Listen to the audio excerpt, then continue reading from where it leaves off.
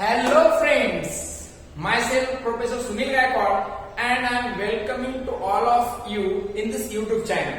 So today we are going to discuss on the very important topic that is a carbon compound. आज आपण carbon compound बद्दल बघणार आहोत. हा तुमच्या 10वीच्या स्टेट बोर्ड मधला सगळ्यात लास्टचा केमिस्ट्रीचा टॉपिक आहे. That we are going to cover in this lecture. ह्याचा पहिला पार्ट आपण यामध्ये बघणार आहोत. तर चला, कार्बन कंपाऊंड म्हणजे काय? ज्या कंपाऊंड मध्ये कार्बन हा कन्स्टिट्यूएंट एलिमेंट असेल त्याला म्हणायचं कार्बन कंपाऊंड. काय म्हणायचं? Carbon compound. बरोबर आहे. आता लास्ट इयर आपण शिकलेलो आहोत. काय शिकलो आहोत? Types of compound. कंपाऊंडचे किती टाइप्स आहेत हे आपण लास्ट इयर शिकलोय. सांगू शकता का? How many types of compound are present? Okay, so that are the two types of compound. First is the organic compound and second one is the inorganic compound. Organic and inorganic. And basically when we are discussing about the carbon compound, they are come under the heading of organic compound. ते कोणत्या heading खाली येतात? Organic compound. Or we can say that carbon compound are nothing but the organic compound. Carbon कंपाऊंडला आपण काय म्हणतो? Organic compound असं आपण म्हणत असतो. ओके, तर सगळ्यांनी व्यवस्थित लक्षात ठेवायचं. कार्बन कंपाऊंडचं दुसरं नाव काय आहे त्या ठिकाणी? Organic compound. Maximum organic compound constituent carbon and hydrogen as a constituent element. त्यामध्ये हायड्रोजन आणि कार्बन हे कन्स्टिट्यूएंट एलिमेंट आहे. म्हणजे जर सिंपल ऑर्गॅनिक कंपाऊंड जर तुम्ही म्हटलात तर त्या ठिकाणी कार्बन आणि हायड्रोजनचे जे बनलेले असतात त्यांना आपण म्हणतो सिंपल ऑर्गॅनिक कंपाऊंड और बेसिक ऑर्गॅनिक कंपाऊंड. आणि नंतर दुसरे जे ऑर्गॅनिक कंपाऊंड असतात so they are the derivative of hydrocarbon. ते कशाचे डेरिव्हेटिव्ह असतात? हायड्रोकार्बनचे डेरिव्हेटिव्ह असतात. बरोबर आहे. मग आता बघा, हे ऑर्गॅनिक कंपाऊंड किंवा कार्बन कंपाऊंड जर अगोदर तुम्ही विचार केला त्यात, so organic compound or carbon compound are only obtained from the living world. म्हणजे प्लांट आणि अॅनिमल पासून फक्त तुम्हाला कार्बन कंपाऊंड मिळतील असे मान्यता होती, असं समजत होते. बरोबर आहे. आणि यावर डिपेंडिंग बर्झेलियस नावाच्या एक शास्त्रज्ञांनी थेअरी दिली होती. Berzelius, according to Berzelius, one vital force is required for the formation of carbon compound. Vital force अशी एक दैवी शक्ती किंवा एक नैसर्गिक शक्ती त्या ठिकाणी कार्बन कंपाऊंड फॉर्म होण्यासाठी लागते. आणि त्यामुळेच कार्बन कंपाऊंड हे फक्त तुम्हाला नॅचरली सापडतात, आपण आर्टिफिशियली त्याला बनवू शकत नाही. ही थेअरी दिली होती बर्झेलियसने. कोण दिली होती? बर्झेलियस. बर्झेलियस नावाच्या शास्त्रज्ञाने दिली होती. कोणती theory? Berzelius. Vital force theory. Okay, but later on the scientist Holar नावाच्या शास्त्रज्ञाने काय केलं? होलार. ओके, तर होलार नावाच्या शास्त्रज्ञाने काय केलं त्या ठिकाणी? होलारने त्या ठिकाणी इनऑर्गॅनिक कंपाऊंडला हीट करून ऑर्गॅनिक कंपाऊंड लॅबोरेटरी मध्ये बनवला. म्हणजेच काय झालं? या ठिकाणी व्हायटल फोर्स थेअरी लॅब झाली. बरोबर आहे. म्हणजे बर्झेलियसने सांगितलं की एक काय लागतो? व्हायटल फोर्स लागतो ऑर्गॅनिक कंपाऊंड तयार व्हायला. पण होलारने काय केलं? Ammonium cyanate. अमोनियम सायनेटचा फॉर्म्युला काय? NH4CnO. याला लॅब मध्ये घेतला, त्याला हीट केलं आणि हीट करून त्यापासून मिळाला युरिया. काय मिळाला?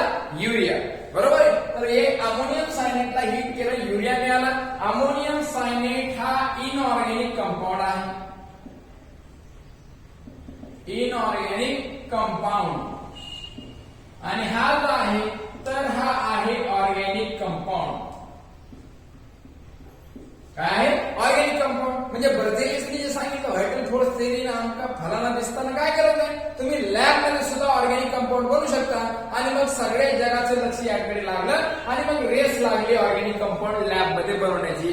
त्याच रेस मध्ये कोल्बे नावाचा एक शास्त्रज्ञ होता. कोल्बे नावाच्या शास्त्रज्ञाने त्या ठिकाणी कन्स्टिट्यूएंट एलिमेंट पासून, म्हणजे एलिमेंट पासून कन्स्टिट्यूएंट एलिमेंट पासून ऍसिटिक ऍसिड बनवलं. काय बनवलं? Acetic acid. बरोबर आहे. कोल्बे नावाच्या शास्त्रज्ञांनी त्या ठिकाणी ऍसिटिक ऍसिड बनवलं. आणि हे कशापासून बनवलं? त्याच्या एलिमेंट पासून. म्हणजे काय? कार्बन आहे, हायड्रोजन आहे, ऑक्सिजन आहे. तर ह्या सगळ्यांचा युज करून त्याने त्या ठिकाणी ऍसिटिक ऍसिड बनवला. म्हणजे आतापर्यंत बर्झेलियस पर्यंत माहितीच नव्हतं की आपण त्या ठिकाणी काय करू शकतो? आर्टिफिशियली ऑर्गॅनिक कंपाऊंड बनवू शकतो. मग जेव्हा त्या ठिकाणी बनतंय ते असं त्यांच्या लक्षात आलं, त्यामध्ये रेस लागली शास्त्रज्ञांची, मग एक ऑर्गॅनिक कंपाऊंड बनवायला चालू झालं. हा फर्स्ट ऑर्गॅनिक कंपाऊंड बनवलेला आहे इनऑर्गॅनिक कंपाऊंड पासून, आणि हा पण फर्स्टच आहे कन्स्टिट्यूएंट एलिमेंट पासून. कोणापासून? कन्स्टिट्यूएंट, म्हणजे कार्बन घेतला, हायड्रोजन घेतला, ऑक्सिजन घेतला आणि त्यापासून कंपाऊंड बनवलेला कोणता पहिला? हा आहे ऍसिटिक ऍसिड. काय आहे? Acetic acid. बरोबर आहे. मग आता कार्बन कंपाऊंड किंवा ऑर्गॅनिक कंपाऊंड म्हणजे काय? कार्बन कंपाऊंड किंवा ऑर्गॅनिक कंपाऊंड म्हणजे काय? Organic compound are the compound which contain the carbon as a constituent element. Carbon हा कन्स्टिट्यूएंट एलिमेंट असेल त्यामध्ये, त्याला आपण म्हणतो ऑर्गॅनिक कंपाऊंड. काय म्हणतो? Organic compound. तर अशा प्रकारे हिस्ट्री आहे कार्बन कंपाऊंडची. नेक्स्ट आपल्याला बघायचंय बॉन्ड्स इन ऑर्गॅनिक कंपाऊंड और कार्बन कंपाऊंड. म्हणजे बॉन्ड्स कुठल्या प्रकारचे असतील? बॉन्ड्स इन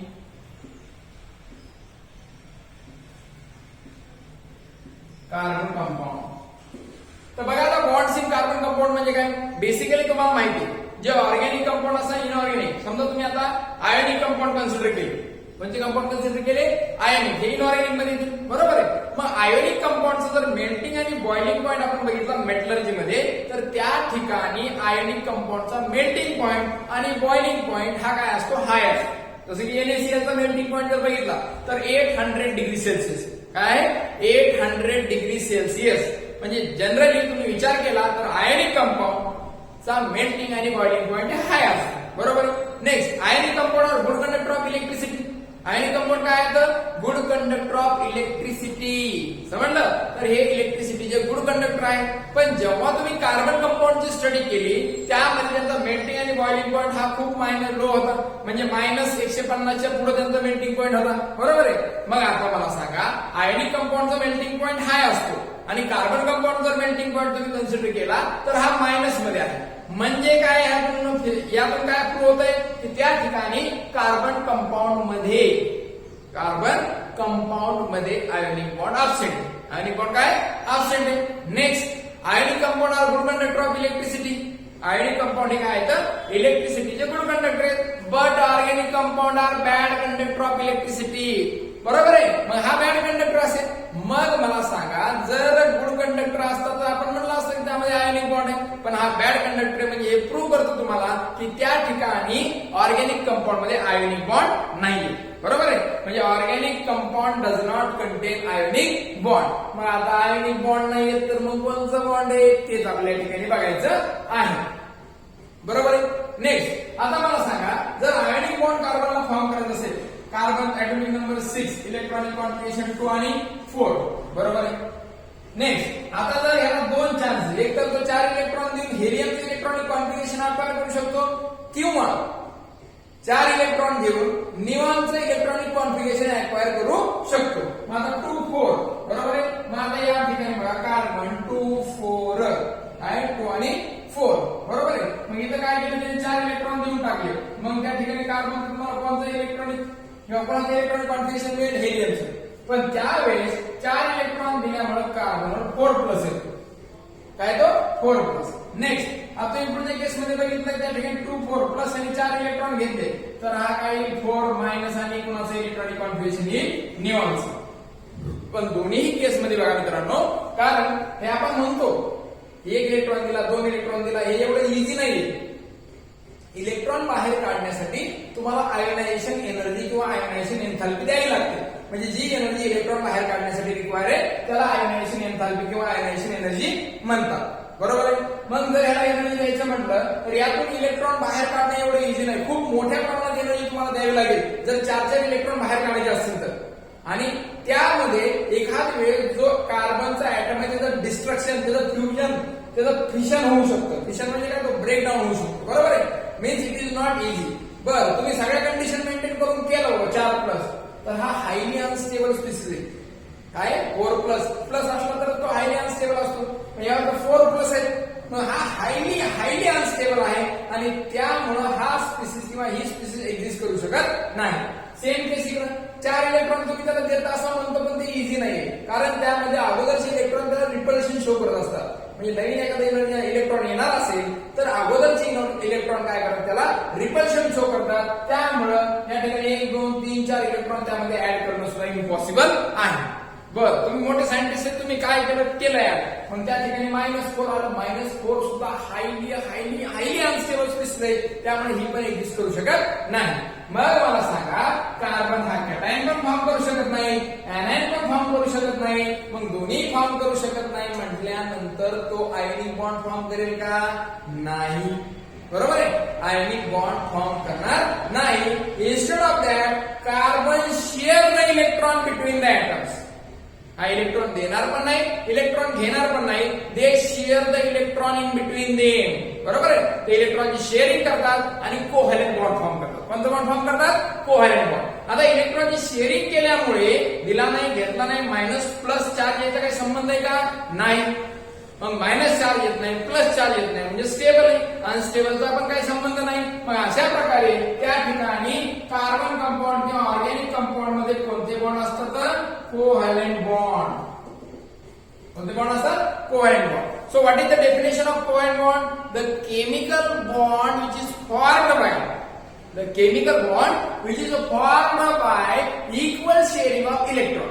जे केमिकल बॉन्ड इलेक्ट्रॉनच्या इक्वल शेअरिंगने फॉर्म होतात त्याला म्हणायचं, त्याला काय म्हणायचं? त्याला म्हणायचं कोव्हॅलेंट बॉन्ड. परत एकदा डेफिनेशन तुम्ही लिहून घ्यायची. The chemical bond which is formed by equal sharing of electron त्याला म्हणायचं कोव्हॅलेंट बॉन्ड. म्हणजे जस्ट लिहितो मी शेअरिंग ऑफ इलेक्ट्रॉन. काय लिहितो बाळांनो? Sharing of electron. जो शेअरिंग आणि इक्वल शेअरिंग खूप महत्वाचं आहे. इक्वल म्हणजे एकाने एक इलेक्ट्रॉन दिलं, दुसरा पण एक इलेक्ट्रॉन देतो. बरोबर आहे, त्याला म्हणायचं इक्वल शेअरिंग ऑफ इलेक्ट्रॉन. समजलं का? पटापटा लिहून घ्यायचे, स्क्रीनशॉट मारायचं, काय होईल पॉसिबल ते करून घ्यायचं. ओके. मग जे बॉन्ड इक्वल शेअरिंग तयार होतात त्याला म्हणायचं कोव्हॅलेंट बॉन्ड, आणि जे बॉन्ड इलेक्ट्रॉन डोनेट आणि ऍक्सेप्ट केल्यामुळे तयार होतात त्याला म्हणायचं आयोनिक बॉन्ड. आयोनिक बॉन्डचं दुसरं नाव इलेक्ट्रोव्हॅलेंट बॉन्ड. काय म्हणायचं? इलेक्ट्रोव्हॅलेंट बॉन्ड. चला पटकन लिहून घ्या.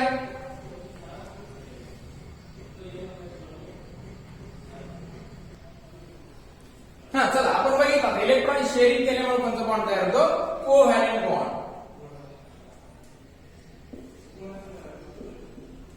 कोणता बॉन्ड तयार होतो? Covalent bond. त्यामध्ये काही एक्झाम्पल बघायचं मित्रांनो, नीट लक्ष द्या. सगळ्यात पहिला मॉलिक्युल आहे H2, आणि एक महत्वाचं जे काय कोव्हॅलेंट बॉन्ड फॉर्म होतात तर हे नॉन मेटल्स मध्ये होतात. कुठं होतात? Non metals. आणि आयोनिक बॉन्ड एक मेटल हवाय इलेक्ट्रॉन देणारा, आणि एक नॉन मेटल हवाय इलेक्ट्रॉन घेणारा. समजतंय? ओके. चला आता H2 मॉलिक्युल तुम्हाला फॉर्म करायचं. कोणतं मॉलिक्युल? H2. बघा H2 मध्ये काय? हे न्यूक्लियस आहे, ही पहिली सेल, प्लस दुसरा हायड्रोजन घेतला, ही न्यूक्लियस पहिली सेल हायड्रोजन, एक इलेक्ट्रॉन यामध्ये प्रेझेंट. किती इलेक्ट्रॉन? एक. मग हा एक इलेक्ट्रॉन इथे देतो, हा पण एक इलेक्ट्रॉन इथे देतो. म्हणजे याला काय होतो तयार? नीट लक्ष द्या सगळ्यांनी. इथं शेअरिंग ऑफ इलेक्ट्रॉन. काय होतं? Sharing of electron. मग 2 इलेक्ट्रॉन या ठिकाणी येतात. किती इलेक्ट्रॉन येतात? 2. मग 2 इलेक्ट्रॉन म्हणजे एक पेअर झाली. एक पेअरला आपण कसं लिहितो? एक पेअर जर झाली तर हायड्रोजन सिंगल बॉन्ड हायड्रोजन. तर हा झाला तुमचा कोव्हॅलेंट बॉन्ड. आणि हायड्रोजन या केसमध्ये डुप्लेट कंप्लीट करतो. बाकी सगळे एलिमेंट ऑक्टेट कंप्लीट करण्यासाठी धडपड करत असतात, पण हायड्रोजनचं काय कंप्लीट होतं? डुप्लेट. मित्रांनो, एक बॉन्ड म्हणजे 2 इलेक्ट्रॉन. एक बॉन्ड म्हणजे काय? 2 इलेक्ट्रॉन. आणि हा जो आहे हा कोव्हॅलेंट बॉन्ड आहे. कोणता बॉन्ड आहे? कोव्हॅलेंट. तुम्ही म्हणाल का? काय आता जर इथं आपण शेअरिंग केली, इलेक्ट्रॉनची शेअरिंग दोघांनी पण एक एक केला, बरोबर, त्याला म्हणायचं कोव्हॅलेंट बॉन्ड. दुसरं एक्झाम्पल घ्यायचं मित्रांनो आपल्याला O2 ऑक्सिजन. काय येते? ऑक्सिजन. आता ऑक्सिजन तुम्हाला माहिती आहे, ऑक्सिजन हा nucleus first shell second shell. यामध्ये किती इलेक्ट्रॉन आहेत? 2. ऑक्सिजनचा ऍटॉमिक नंबर किती आहे? 8. इलेक्ट्रॉनिक कॉन्फिगरेशन 2 आणि 6. आतमध्ये 2. नंतर इकडे किती? 1 2 3 4 5 आणि 6 प्लस O2 म्हणजे आणखी एक ऑक्सिजन घ्यावा लागेल. मग हे न्यूक्लियस, ही पहिली सेल, ही दुसरी सेल. तिथे 1 2 3 4 5 6. हे आतमध्ये 2 आणि बाहेर 6.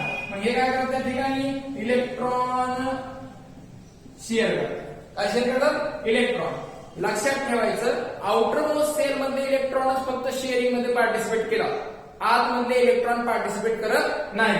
बरोबर आहे? मग बघूया. चला, हा काय त्या ठिकाणी न्यूक्लियस, ही पहिली सेल शेअरिंग मध्ये जाणार नाही. बरोबर आहे? नंतर ही दुसरी सेल, यामध्ये ही दुसरी, ही पहिली, हे न्यूक्लियस. बरोबर आहे मित्रांनो? आता बघा, आउटर मोस्ट 6 इलेक्ट्रॉन आहे, त्यामध्ये एक इलेक्ट्रॉन आपण शेअर केला, दोघांनी एक एक केला म्हणजे काय झालं, 2 इलेक्ट्रॉन आले. मग 6 मधला 1 गेला, बरोबर, 6 मधला 1 गेला तर आउटर सेल मध्ये किती राहतात, 5 राहतील. 1 2 3 4 आणि 5. इथं पण 1 2 3 4 आणि 5, बरोबर. मग आता काउंट करायचे इलेक्ट्रॉन, नीट लक्ष द्या. हे काउंट करताना नीट लक्ष द्या. 1 2 3 4 5 6 आणि 7. ऑक्टेट कंप्लीट झालं का, नाही झालं. ह्याचं मोजूया. 1 2 3 4 5 6 7, बरोबर आहे. हे शेअरिंग मधले इलेक्ट्रॉन आहेत, हे दोघांचेही इलेक्ट्रॉन कॅल्क्युलेट करताना कन्सिडर करायचे. कोणते इलेक्ट्रॉन, शेअरिंग मध्ये. नीट लक्ष द्या. ओके, मग आता इथं 7 झाले. मग काय करायचं, आणखी एक इलेक्ट्रॉन शेअरिंग मध्ये पार्टिसिपेट करा. एक इलेक्ट्रॉन आणखी घेतला, बरं आणखी घेतला. आता काउंट करूया, चला. 1 2 3 4 5 6 7 आणि 8. Octet complete. याचं बघा 1 2 3 4 5 6 7 आणि 8. Okay, done. आता ऑक्टेट कंप्लीट झालेला आहे. पण ऑक्टेट कंप्लीट करण्यासाठी 2 पेअर शेअर केले, 2 इलेक्ट्रॉन दोघांनी, म्हणजे 2 पेअर. मग बघा आता 2 पेअर जर या ठिकाणी शेअर होत असतील तर ऑक्सिजन डबल बॉन्ड ऑक्सिजन आणि यावरती त्या ठिकाणी 2 लोन पेअर शिल्लक राहतात. काय शिल्लक राहतात, 2 लोन पेअर. मग हे काय त्या ठिकाणी, अनशेअर्ड पेअर ऑफ इलेक्ट्रॉन, म्हणजे ज्या इलेक्ट्रॉनच्या पेअरनी शेअरिंग मध्ये पार्टिसिपेट केला नाही त्याला म्हणायचं unshared pair of electron, that is called lone pair of electron. तर काय म्हणायचं, लोन पेअर ऑफ इलेक्ट्रॉन. तर अशा प्रकारे एका ऑक्सिजन 2 लोन पेअर. इथं बघा मानलो, इथं 2 आणि 2 4 इलेक्ट्रॉन आहेत ना. हा, मग तुम्ही मला आतमध्ये इलेक्ट्रॉन कुठे गेले, ते आलेलीच आहे, कारण आपण बाहेरच्या इलेक्ट्रॉन सोबतच काय करतो, बॉन्डिंग मध्ये पार्टिसिपेट करत असतो. ओके, नेक्स्ट तिसरे एक्झाम्पल N2. नायट्रोजनचा अर्थात त्याचा ऍटॉमिक नंबर तुम्हाला सर्वांना माहित आहे. नायट्रोजनचा ऍटॉमिक नंबर किती आहे, 7. इलेक्ट्रॉनिक कॉन्फिगरेशन 2 आणि 5.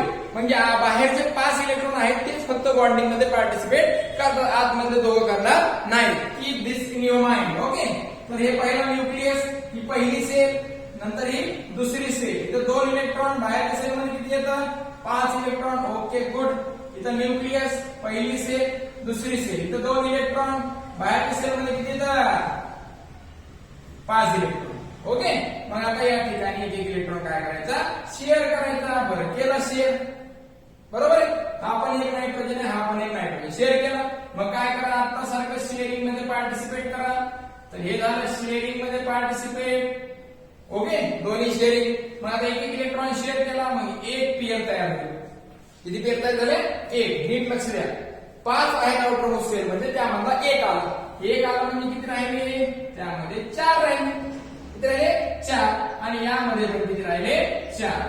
समजलं. तर अशा प्रकारे या ठिकाणी ही कंडिशन. आता आउटरमोस्ट सेल मध्ये इलेक्ट्रॉन काउंट करा, ऑक्टेट कंप्लीट झालं आहे की नाही. बघा 1 2 3 4 5 6. अरे हे 6 कंप्लीट झालं. 6 म्हणजे 6 इलेक्ट्रॉन.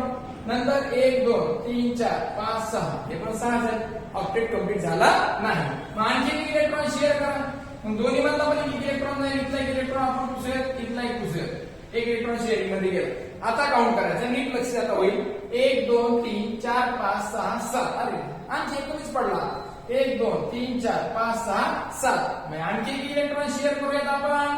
आता व्हायला पाहिजे भाऊ. ओके, मग इथं आणखी एक इलेक्ट्रॉन शेअर केला. 3 बॉन्ड पेअर झाले. 3 बॉन्ड पेअर बघा, बरोबर. 3 इलेक्ट्रॉन शेअर केले, 5 मध्ये 3 गेले, खाली राहिले 2, इथं पण राहिले 2. ओके, आता काउंट करा. 1 2 3 4 5 6 7 8. कॉंग्रॅच्युलेशन, झालं. 1 2 3 4 5 6 7 8. मग अशा प्रकारे त्या ठिकाणी नायट्रोजन ट्रिपल बॉन्ड नायट्रोजन काय आहे, नायट्रोजन ट्रिपल बॉन्ड नायट्रोजन, आणि त्यावरती एक लोन पेअर आहे. किती लोन पेअर आहे, एक लोन पेअर त्यावरती आहे. तर अशा प्रकारे याला म्हणायचं single bond, single covalent bond, double covalent bond आणि ट्रिपल कोव्हॅलेंट बॉन्ड. नाही तर म्हणा एक single bond, 2 single bond, 3 single bond असं म्हणायचं नाही. सिंगल बॉन्ड, डबल बॉन्ड आणि ट्रिपल बॉन्ड अशा प्रकारे त्याला तुम्हाला काय करायचं, प्रोनाउन्स करायचं आहे. समजलं. तर अशा प्रकारे हे सगळे काय आहेत, तर हे सगळे आहेत कोव्हॅलेंट बॉन्ड. बरोबर आहे. मग तुम्हाला काय बॉन्ड स्ट्रक्चर त्या ठिकाणी काढायचे. सगळ्यात पहिला त्या ठिकाणी आहे एक्झाम्पल बघा, हे तुम्हाला होमवर्क आहे त्या ठिकाणी Cl2. बरोबर आहे. नंतर त्या ठिकाणी तुम्हाला CO2 चं स्ट्रक्चर काढायचे. नंतर तुम्हाला त्या ठिकाणी CH4 चं स्ट्रक्चर काढायचे, तर ह्या सगळ्यांचं स्ट्रक्चर तुम्हाला ड्रॉ करायचं आहे. ओके, चला तर अशा प्रकारे आपण या ठिकाणी कोव्हॅलेंट बॉन्ड हा पार्ट कंप्लीट केला आहे. Remaining part we will see in next lecture. Thank you.